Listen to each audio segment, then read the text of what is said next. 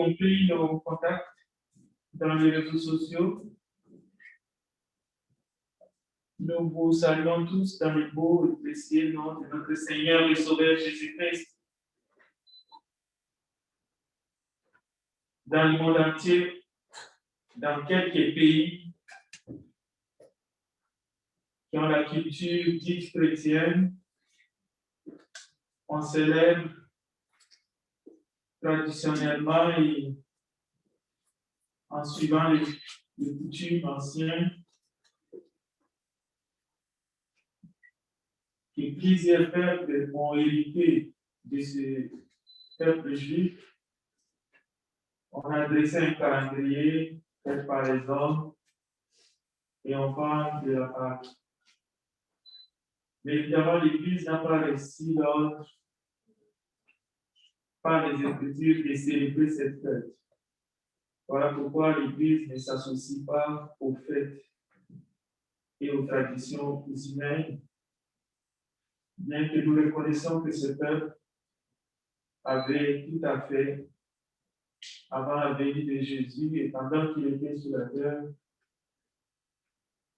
le devoir de commémorer leur sortie d'Égypte. Voilà pourquoi Dieu leur avait demandé de célébrer cette fête en respectant même tous les nourritures et tout ce qu'ils devaient manger en souvenir de cette délivrance. Alors, ce matin, nous sommes ici. C'est le premier jour de la semaine, le jour du Seigneur. Nous commémorons la mort, la résurrection du Seigneur jusqu'à son retour.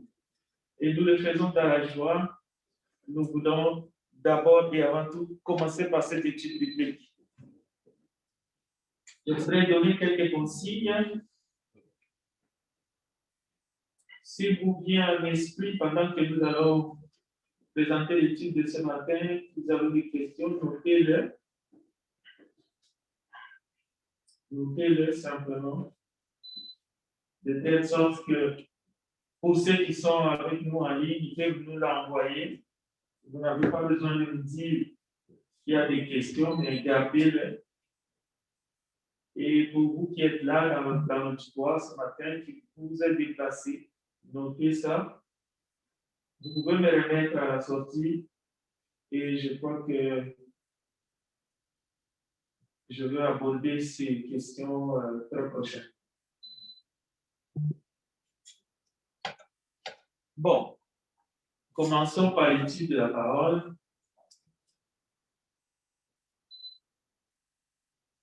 Matthieu chapitre 4, verset 8. La Bible dit ceci. Le diable transporta encore sur une montagne très élevée. Jésus-Christ lui montra tous les royaumes du monde et leur gloire. Et lui dit, je te donnerai tout cela si tu te prosternes pour m'adorer. Jésus lui dit alors, retire-toi Satan. En effet, il est écrit, c'est le Seigneur ton Dieu que tu adoreras et c'est lui seul que tu serviras. Alors le diable le laissa. Et voici que des anges s'approchèrent de Jésus et le servirent.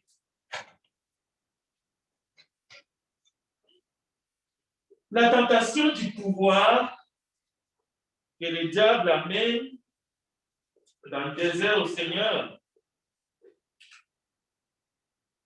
comme nous le voyons dans ces textes ici, les anges en ont fait l'objet de cette tentation. Un tiers sont tombés dans le piège et ils ont été expulsés du ciel. Adam et Ève aussi ont été tentés et aussi à leur tour, en voulant devenir comme Dieu, ils sont tombés et ont été expulsés du jardin d'Éden. Ils ont été déchus de leur place dans le paradis Et la relation avec le Créateur avait été rompue.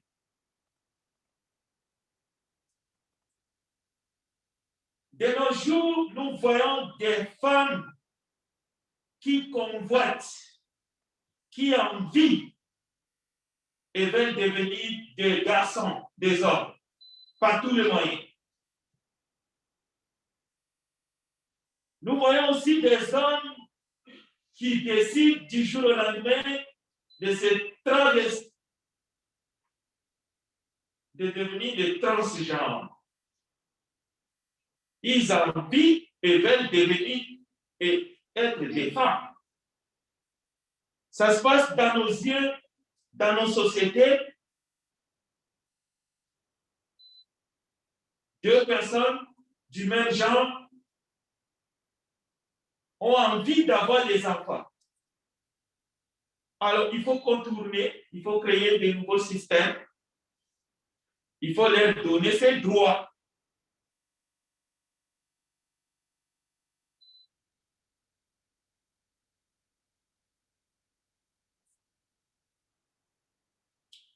Des femmes ont décidé de prendre le devant.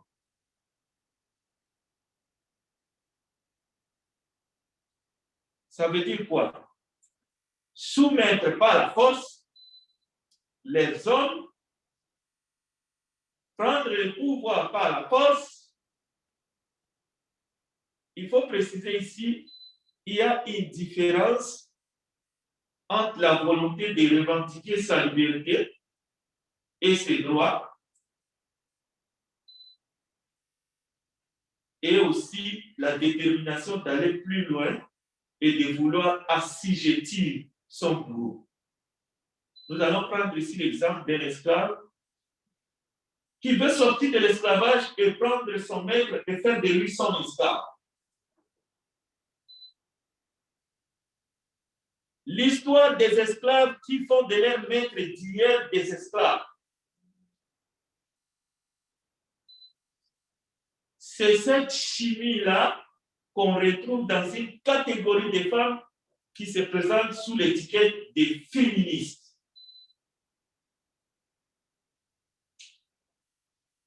C'est un autre piège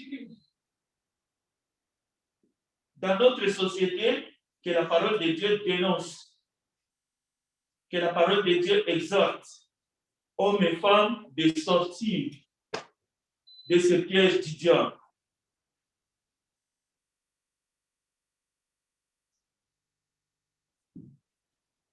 Il y a des querelles, il y a des pensées et des idées dévorantes, envoûtantes. Jésus dira, il ne faut pas que ça soit ainsi en s'adressant à ses disciples parmi vous. Un jeune homme posa une question, pourquoi tant de personnes quittent l'église et divorcent avec leurs conjointes? Aujourd'hui, on voit même les divorces touchent le peuple de Dieu, les chrétiens.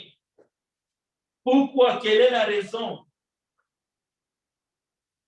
majeure? Eh bien, c'est la tentation du pouvoir, la tentation de l'abus du pouvoir, Plusieurs ruptures, que ce soit dans l'Église ou dans la société, en réalité, c'est les conflits entre les gens qui veut être celui qui dirige, qui veut être celui qui a le pouvoir, qui veut être celui qui contrôle. Les hommes comme les femmes ont constamment cédé à la tentation du pouvoir qui vient du diable. Alors, pouvoir politique, pouvoir économique, dérive. Même dans le cas de l'autorité parentale, des dérives, il y en a. Des mères qui font souffrir leurs propres progénitures, leurs propres enfants, des hommes aussi qui font souffrir les enfants. On abandonne les enfants. On est dans des querelles. Qui a le pouvoir, qui doit diriger l'autre, qui doit soumettre l'autre, mais pas la force. C'est de cela qu'il s'agit. Nous ne parlons pas de la soumission selon les Écritures. Non. Ça, c'est tellement bon, c'est tellement parfait. C'est volontairement que Jésus a été soumis à son Père. Le Père n'a pas pris Jésus ici et pour mettre sa tête dans l'eau. La question est, sommes-nous, suis-je au service de Dieu et de mes frères? Suis-je au service de ma famille? Suis-je au service des autres? En tant que femme, suis-je au service de ma famille? Pour le bien-être de mon mari? Ou est-ce que je suis une femme qui s'impose?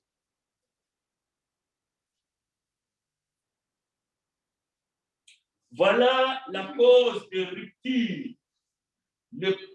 L'autoritarisme, le pouvoir exercé par celui ou celle qui a en tête d'abuser sur l'autre. Genèse chapitre 2. Genèse chapitre 2, à partir du verset 15. L'Éternel Dieu prit l'homme et le plaça dans les jardins d'Éden pour les cultiver et pour les garder. L'Éternel Dieu donna à l'homme. L'Éternel Dieu donna cet ordre à l'homme. J'aimerais bien que vous compreniez et que vous souligniez dans votre Bible.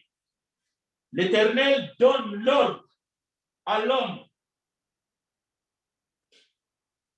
Ce qui n'a rien à voir avec assujettir, soumettre par la force. Non, l'Éternel donne un ordre. C'est un Dieu aimable. Tu pourras manger de tous les arbres du jardin, mais tu ne mangeras pas de l'arbre de la connaissance du bien et du mal. L'Éternel Dieu dit au verset 18, écoutez bien, dans le cadre toujours de cet ordre, Marie, écoutez, femme, ouvrez les oreilles. Et notre société doit entendre aussi la parole de Dieu. Parce que c'est un Dieu souverain qui parle, qui nous parle dans sa parole.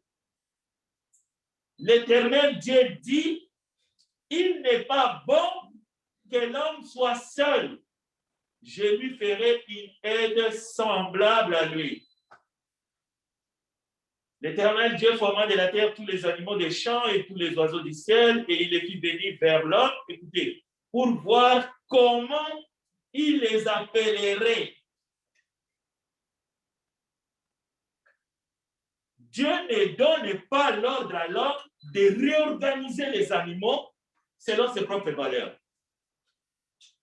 Dieu ne demande pas à l'homme de tout chambouler, d'organiser les désordres de Dieu. Dieu demande simplement que Dieu veut voir comment l'homme va donner des noms.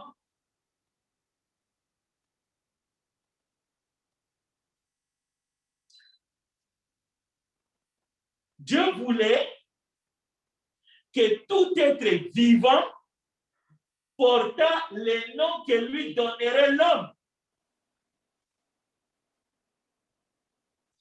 Et la Bible dit au verset 20, et l'homme donna des noms à tous les bétails, aux oiseaux du ciel et à tous les animaux des champs, mais pour l'homme, il ne trouva point d'aide semblable à lui. Ah, c'est très important ici. Ce n'est pas l'homme qui décide que la lionne va chasser pour sa famille. Ce n'est pas à l'homme de décider le rôle.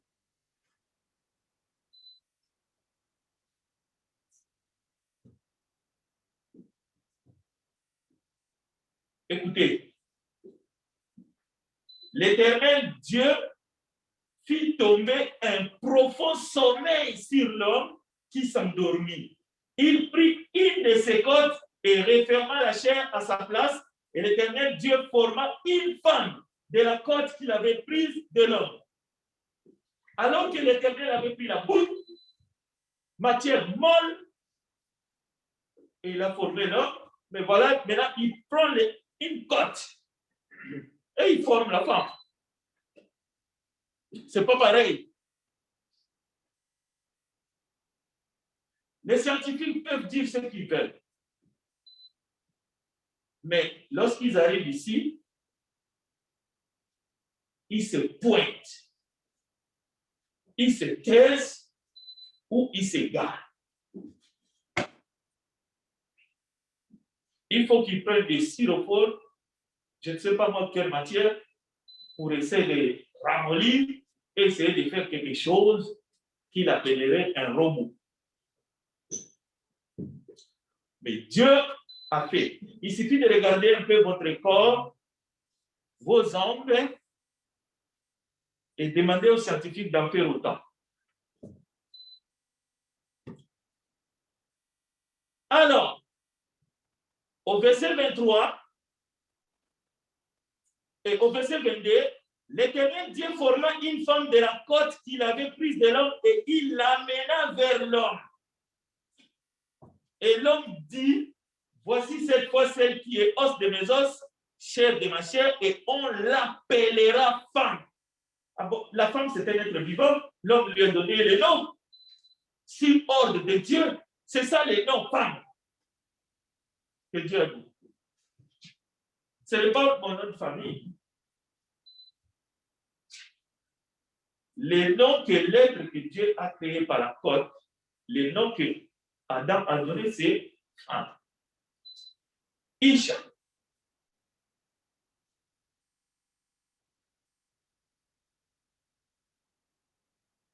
C'est pourquoi l'homme quittera son père et sa mère et s'attachera à sa femme et ils deviendront une seule chair.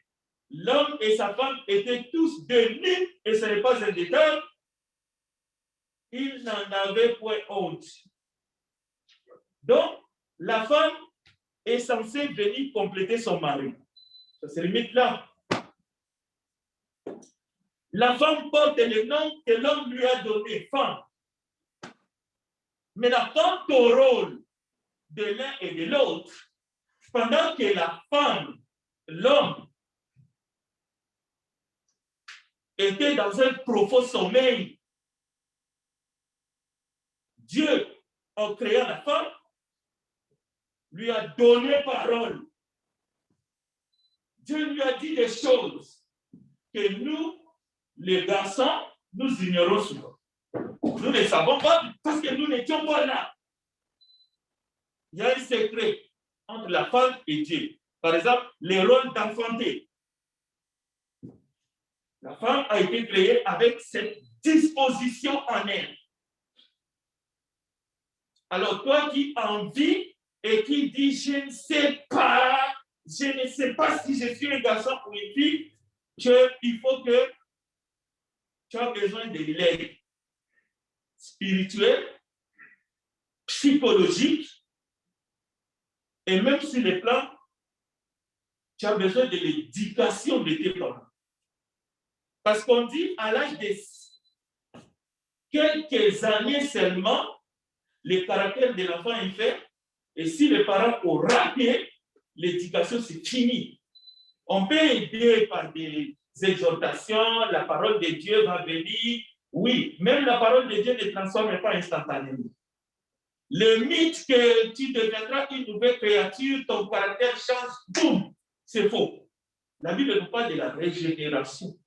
C'est-à-dire, même en devenant chrétien, ça prend du temps au Saint-Esprit pour que cette personne-là, qui est tout proche, puisse devenir l'image de Christ. Mais le pardon, tu l'as. La grâce, tu l'as. Mais ça prend un temps.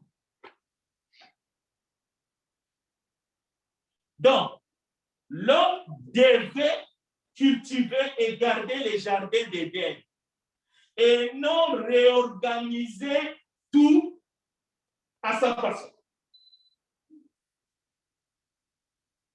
L'homme n'avait pas le droit de dire au soleil, tu vas coucher à l'Est, où tu vas t'élever maintenant à l'Ouest, parce que je suis le maître de l'univers. Non. C'est quoi cette histoire-là? Regardez la tentation de l'homme de se positionner en maître, la tentation du pouvoir. Regardez comment l'univers est détruit. Regardez, même la forêt est mise en boule. On commence à aller chercher l'oxygène où? Dans la forêt en Amazonie ou bien dans la forêt équatoriale en Afrique. On a tout détruit. Regardez le pétrole dans les océans et dans les mers.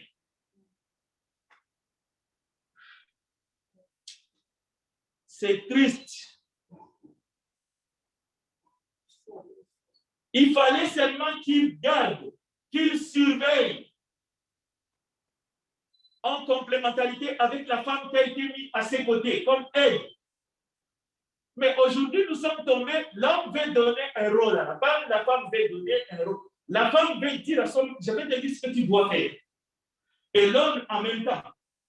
Mais cette personne que tu veux conditionner, que tu veux qu'il fasse selon ta volonté, mais il a été éduqué par ses parents. Tu n'as pas marié un bébé pour que tu puisses le modeler selon tes envies. C'est ça la domination de la femme sur l'homme.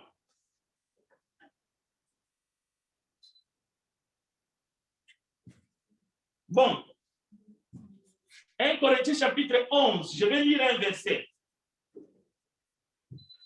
Le verset 8, pour que tout rentre en ordre. En effet, l'homme n'a pas été tiré de la femme, mais la femme a été tirée de l'homme. Et l'homme n'a pas été créé à cause de la femme, mais la femme a été créée à cause de l'homme. Et le verset 11 nous dit ceci. Toutefois, dans le Seigneur, écoutez bien, le verset 11, toutefois dans le Seigneur,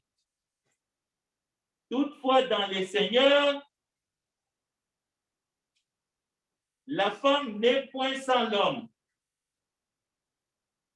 ni l'homme sans la femme. Car de même que la femme a été tirée de l'homme, verset 12, de même l'homme existe par la femme et tout vient de Dieu.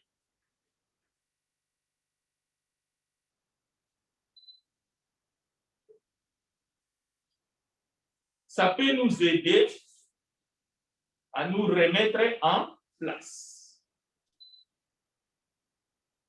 Il faut éviter des querelles inutiles. Nous devons éviter de tomber dans la tentation du pouvoir et du contrôle. Dieu ne veut pas cela. Ne faisons pas comme les femmes du monde qui ne connaissent pas Dieu, qui ont rejeté Dieu et qui ont un esprit des esclavagistes.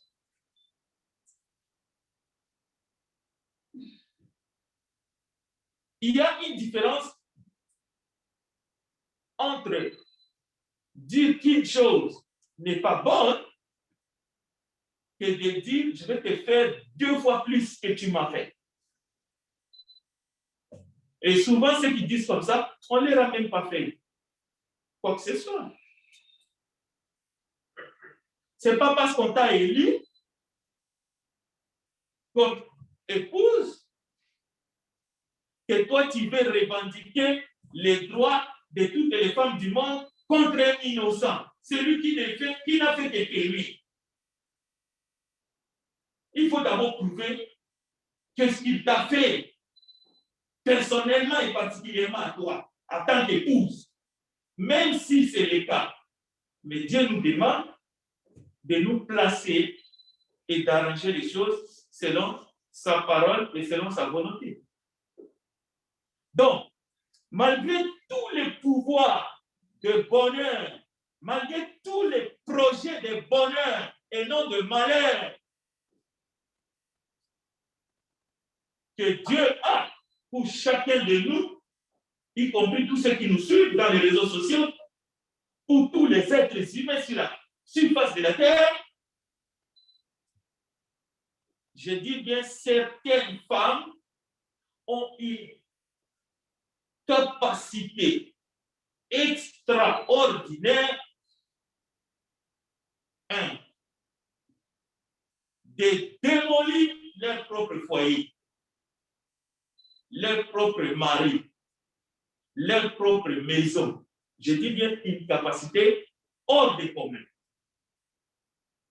Même les esprits méchants n'ont pas cette capacité. Pourquoi? Parce que Dieu a donné le pouvoir, Dieu a donné l'autorité à la femme de bâtir sa maison. Je dis bien de bâtir. Bâtir signifie construire. Ça veut dire édifier. C'est pour cela que Dieu a amené cette femme à côté de son mari. Ce n'est pas seulement le fait d'avoir des enfants. Oui. C'est qui porte les enfants dans son sein? C'est qui est à côté d'eux? C'est la femme qui doit bâtir sa maison. C'est écrit dans la parole de Dieu. Mais elles ont aussi le pouvoir de détruire en même temps. C'est un avertissement qui concerne les femmes. Mais ça concerne aussi les hommes. Dans 1 Timothée chapitre 3, verset 4 et 5, un frère m'a dit, il est écrit, il faut qu'un homme dirige bien sa propre maison et qu'il tienne ses enfants dans la soumission et dans une parfaite honnêteté. Car si quelqu'un ne sait pas diriger sa propre maison, comment prendra-t-il soin de l'église de Dieu? Attention, c'est la même chose pour les femmes. Proverbe chapitre 14, verset 1. La femme sage bâtit sa maison. Mais la femme est censée faire quoi? Elle la renverse de ses propres mains. Aujourd'hui, si on veut démolir cette maison, il faut amener des bulldozers. Les frères Rambert en connaissent. Surtout ceux qui sont dans les champs de la construction. Mais la Bible dit la femme avec ses propres mains. Elle n'a pas besoin de machine. Elle. Quelle grande responsabilité, vous, les dames, en particulier chrétiens, vous avez de bâtir le foyer, votre foyer, de l'édifier.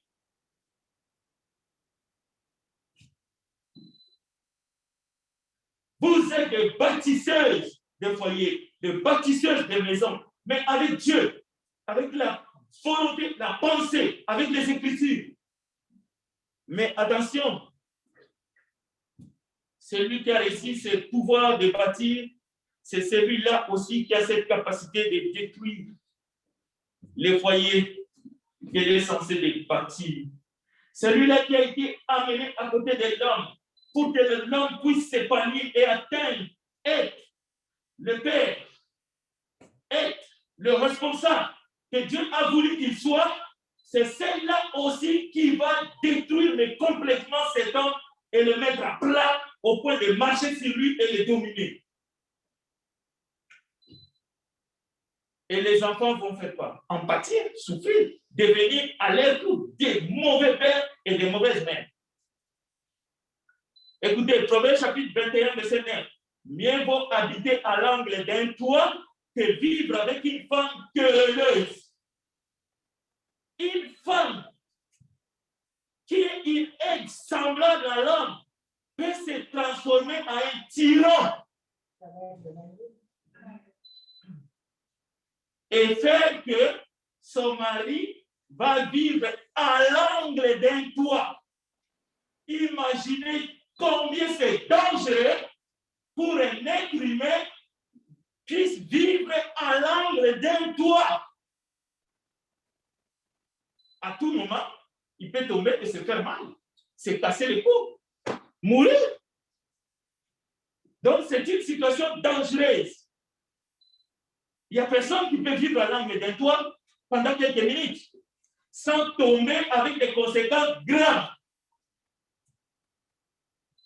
Un chanteur originaire de la Côte d'Ivoire a bien dit, il a dit ceci, bien que je ne partage pas son analyse, parce qu'il a tout généralisé, mais quand même ses paroles à distance. Voici ce que ce chanteur a dit. Il a dit, dans une de ses chansons, ce qu'une femme veut, Dieu le veut. Mais ce que Dieu veut, la femme s'en fout. Il s'agit de quelle femme? Une femme chrétienne? Une femme que Dieu a créée à son image? Non. Une femme qui s'est recréée à l'image du diable, à l'image de Satan. Alors, derrière un foyer heureux, il y a toujours une femme sage et sensée, pas insensée. Et Jésus-Christ est toujours la pierre angulaire. Ne vous fiez pas sur des apparences, là où l'argent est devenu un dieu, où on voit des femmes, même plusieurs femmes, des petites femmes autour d'un homme millionnaire, milliardaire. On croit que la vie est belle là-dedans. C'est l'esclavage qui n'a pas de nom. Ok, écoutez bien. Derrière un grand homme se cache une grande femme. Donc, le leadership des mamans, c'était contestable. C'était contestable. Et même dans l'église,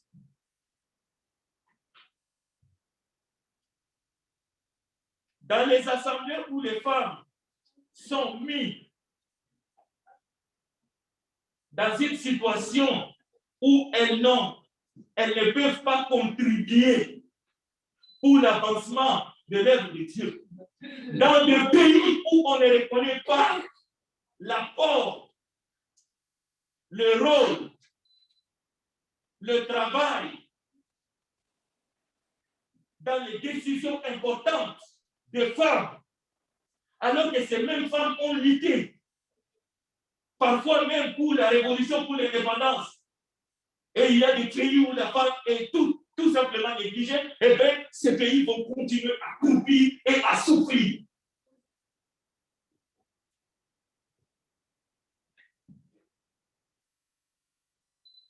Les mères peuvent construire ou démolir les foyers, les nations, les sociétés. Nous devons tous être des bâtisseurs, hommes et femmes. Prions Dieu d'aider nos sœurs, d'aider les femmes, d'être des femmes qui bâtissent dans tous les secteurs de la vie, dans les maisons, dans les sociétés, dans les églises. Il faut reconnaître leur impact, mais ce n'est pas des femmes insensées. Le bonheur vient de Dieu, mais un Dieu qui a choisi d'utiliser la femme auprès de l'homme pour que l'homme puisse s'accomplir et gérer même l'univers que Dieu a créé. Mais lorsqu'il y a compétition, lorsqu'on sert sur la tentation du pouvoir, des contrôles, des dérives autoritaires, lorsqu'on laisse la place, on cultive la haine, au lieu de cultiver la paix, eh bien, nous allons tous souffrir. Vous pouvez tout avoir dans ce monde, mais une bonne femme, la Bible dit, une femme sage et vertueuse, c'est un don de l'Éternel. 1 Timothée chapitre 5, verset 3 nous dit, je vous donne ces textes, vous pouvez l'étudier à la maison. Si quelqu'un n'a pas soin des siens et principalement de ceux de sa famille, il a renié la foi, il est pire qu'un infidèle. Ce texte ne s'adresse pas aux hommes. Cette exhortation s'adresse à tous les hommes et à toutes les femmes. Et même aux enfants. Même aux enfants. Vous allez voir. Écoutez, les femmes aussi dirigent leur maison, mais conjointement avec leur mari, selon le Seigneur. 1 Timothée chapitre 5, au verset 14. Je lis le texte. Je veux donc que les jeunes veuillent, les veuves sont des femmes, se marient, qu'elles aient des enfants, qu'elles dirigent leur maison, qu'elles ne donnent à l'adversaire aucune occasion de le dire, car quelques-unes, les femmes, se sont détournées pour suivre Satan. Les femmes qui suivent Satan, c'est les féministes, entre autres. Les hommes qui suivent Satan, c'est les hommes qui ont un esprit dominateur et macho, qui pensent que diriger, ça veut dire mater. Diriger, ça veut dire piétiner. Ces hommes-là, dans tous les pays du monde, ont décidé de suivre Satan.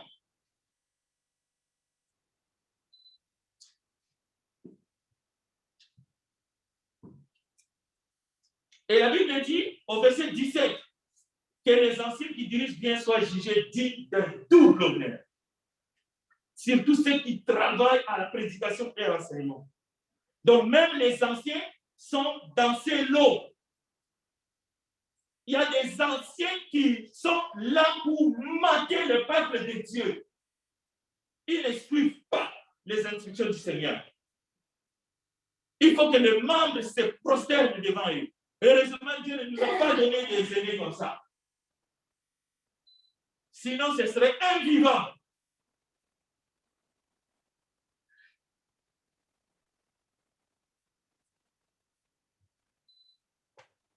D'ailleurs, le mois prochain, nous allons honorer nos aînés.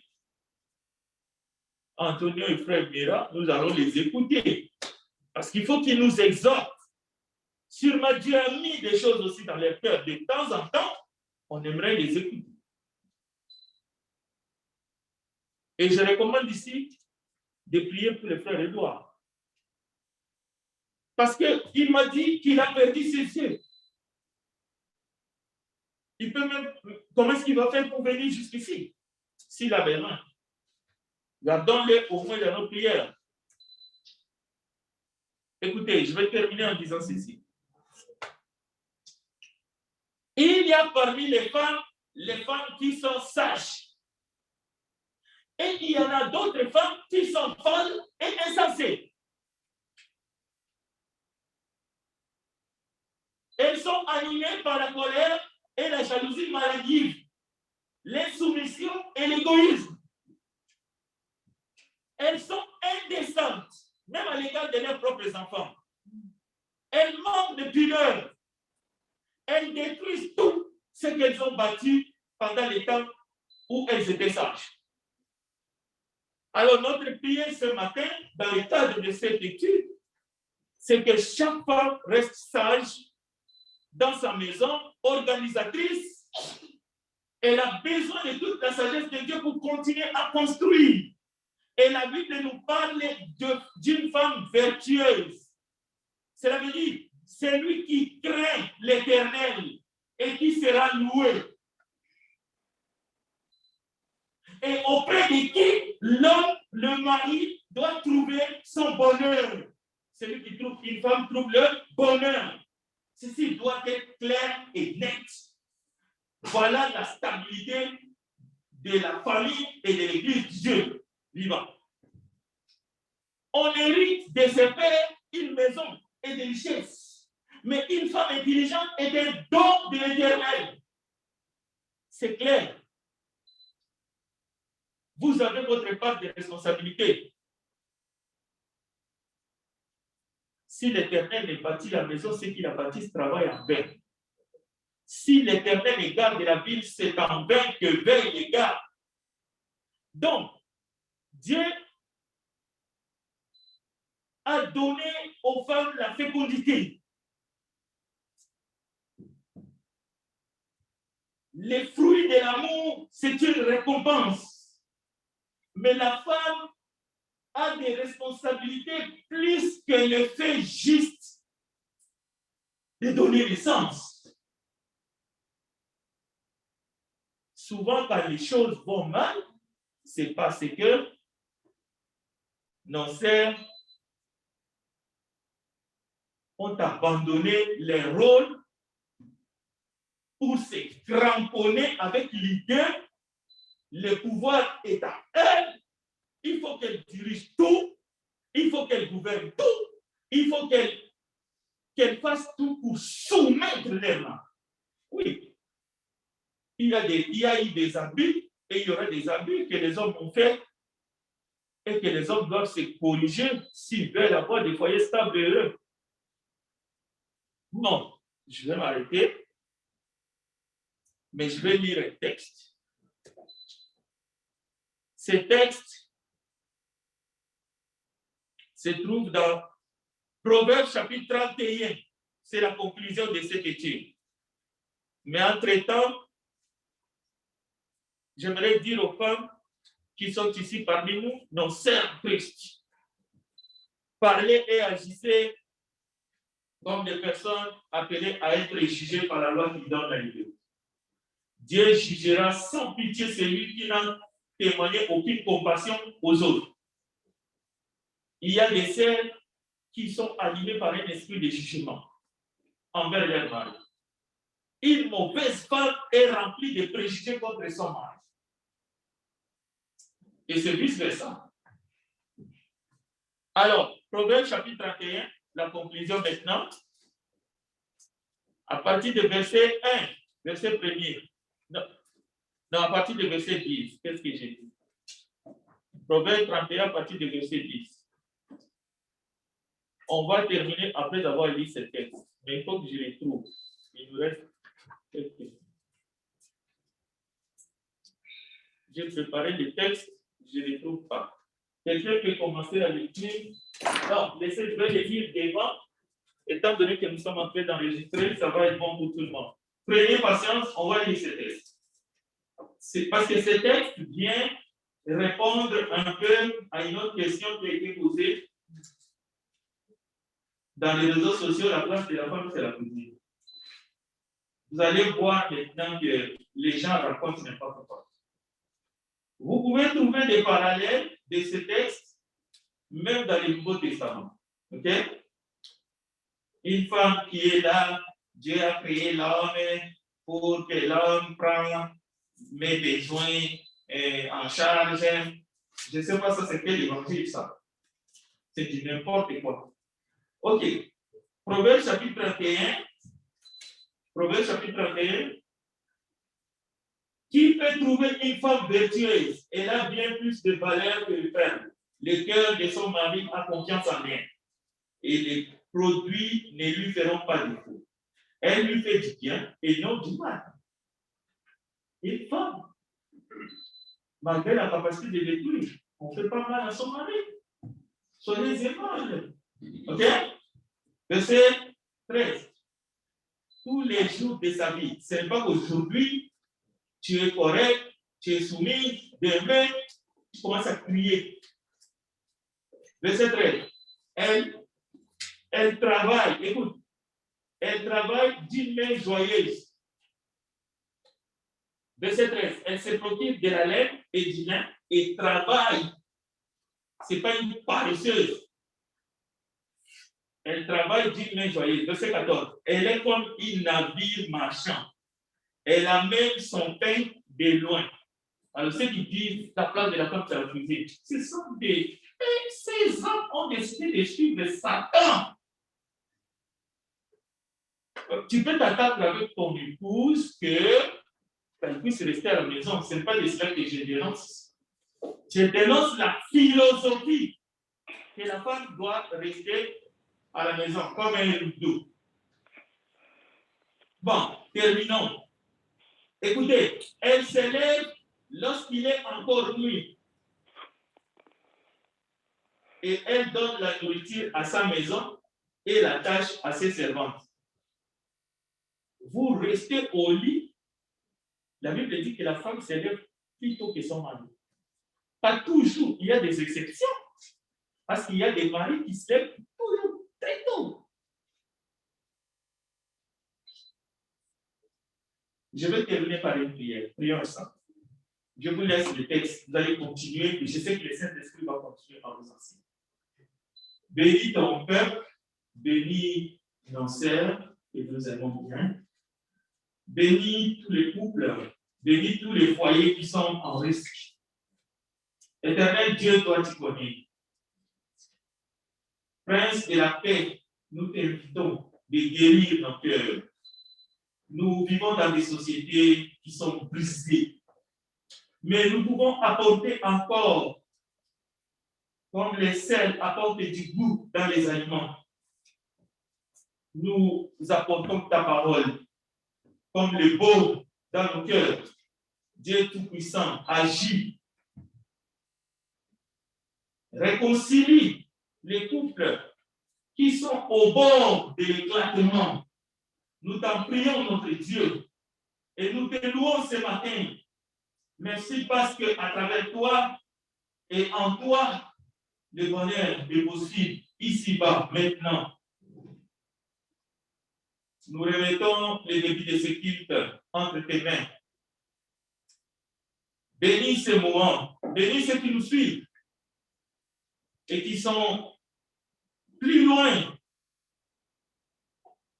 que les îles. Gloire et louange à toi, Père. Pardonne-nous nos péchés. Nous t'implorons. Au nom de Jésus-Christ, notre Seigneur, nous avons ainsi prié. Amen. Amen.